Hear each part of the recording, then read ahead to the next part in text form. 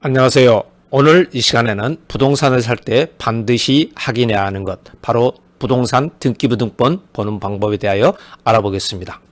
많은 사람들이 부동산을 살 때 위치, 가격, 전망만 보고 계약을 합니다. 하지만 가장 먼저 확인해야 하는 것은 등기부입니다. 왜냐하면 등기부를 제대로 보지 않으면 가등기 때문에 소유권을 잃을 수도 있고 근저당권 때문에 경매로 넘어갈 수도 있기 때문입니다. 아울러 경매 물건을 분석할 때 가장 기본적이고 중요한 것이 등기부등본 분석입니다. 오늘 강의를 끝까지 보시면 여러분들이 부동산 등기부등본을 보는 방법에 대하여 많은 것을 알게 될 겁니다. 앞으로 필자는 몇 회에 걸쳐서 부동산 등기 보는 방법에 대하여 말씀드리고자 합니다. 자, 먼저 등기부는 부동산 등기법에 따라 토지 등기부와 건물 등기부로 분류가 됩니다. 그러나 우리나라는 아파트가 엄청나게 많은 관계로 편의상 토지 등기, 건물 등기와 더불어 집합 건물 등기부로 분류하고 있습니다. 많은 분들이 부동산 경매에서 자동차와 선박, 항공기 등이 경매가 된 것을 보고 필자에게 질문을 합니다. 부동산 경매에서 왜 이런 물건들을 경매를 하는지. 부동산 등기법에서는 토지와 건물만 부동산으로 정의를 하지만은 자동차, 선박, 건설기계, 비행기 등의 물권 변동은 등기를 통해서 등록 수단으로 삼고 있습니다. 여러분이 타고 다니시는 자동차에는 자동차 등록증이 있는 것을 봤을 겁니다.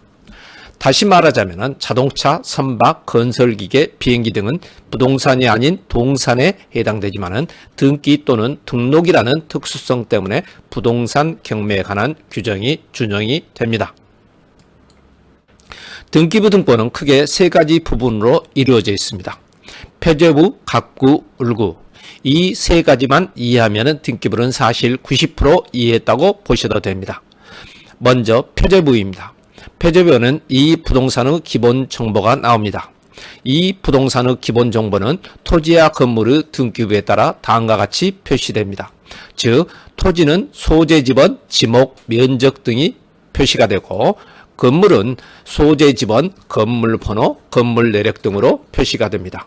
이를 다시 말씀드리면 표제부는 부동산의 신분증과 같은 역할을 합니다.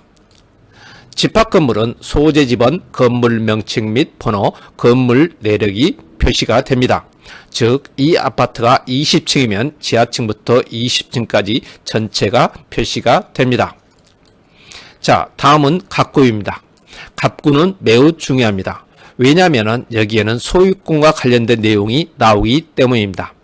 예를 들어 소유권 보존 등기, 소유권 이전 등기, 가압류, 가처분, 가등기, 특히 가등기가 있는 경우에는 매우 주의를 해야 합니다. 왜냐하면 나중에 소유권을 빼앗길 수도 있기 때문입니다. 그래서 경매 투자자들은 갑구를 매우 중요하게 봅니다.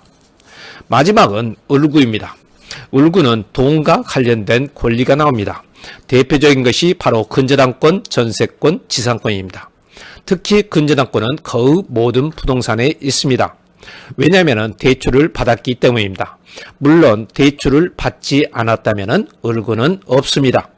예를 들어 채권 최고액 3억 원이라고 되어 있다면 은행에서 대출을 받았다는 의미입니다.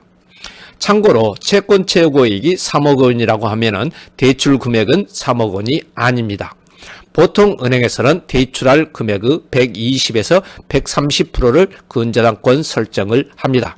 즉 1억 원을 대출한다고 하면 근저당권은 1억 2천 또는 1억 3천만 원을 설정합니다. 이는 이자 비용 등을 생각해서 이렇게 근저당을 설정하는 겁니다. 보면은 이 부동산이 얼마나 빚이 있는지 알 수가 있습니다. 자, 이제 권리의 순위에 대해서 보겠습니다. 부동산 등기에서 권리의 순위는 매우 중요합니다. 보통 자신의 권리를 보존하기 위해서 선순위로 근저당권 등을 설정을 합니다. 같은 부동산에 관하여 등기한 권리의 순위는 법률에 다른 규정이 없으면 등기한 순서에 따릅니다. 보기에서처럼 배당을 받는다면 A가 자신의 금액을 최우선적으로 배당을 받고 남은 금액이 있다면 B, 또 다른 남은 금액이 있다면 C가 받는 순서입니다. 그러나 법률에 다른 규정이 있다면 등기한 순서에 의하지 않습니다. 보통 우리가 경매 물건을 분석할 경우에는 이와 같은 것을 필수적으로 알아야 합니다. 즉 주택임대차 보호법에 의하여 주민록 이전과 주택의 인도 확정일자를 받으면 등기를 한 것과 같은 효력을 발생합니다. 즉 등기부에는 올라가지 않지만 등기부에 근저당을 한 것과 같은 효력을 발생하는 겁니다. 보게서처럼 ABC는 등기부에 올라가 있고 임차인 을은 등기부에 올라가 있지 않지만 임차인 을은 전입, 인도, 확정일자를 근저당권보다 최선순위로 했기 때문에 근저당권 A보다도 먼저 자신의 금액을 최우선적으로 배당을 받게 됩니다. 자, 이제 등기부를 보면서 권리의 순위를 분석하는 것을 알아보겠습니다. 부동산 등기부는 갑부가 나오고 그 아래에 을구가 표시됩니다. 그렇기 때문에 눈으로만 봐서는 권리의 선호를 분석하기가 어렵습니다. 물론 권리관계가 간단하다면 문제가 없겠지만 부동산 등기부가 많은 페이지가 있다면 어렵습니다. 즉 이렇게 갑구, 을구를 표시하면 분석할 숫자가 많다면 어려움을 겪게 됩니다.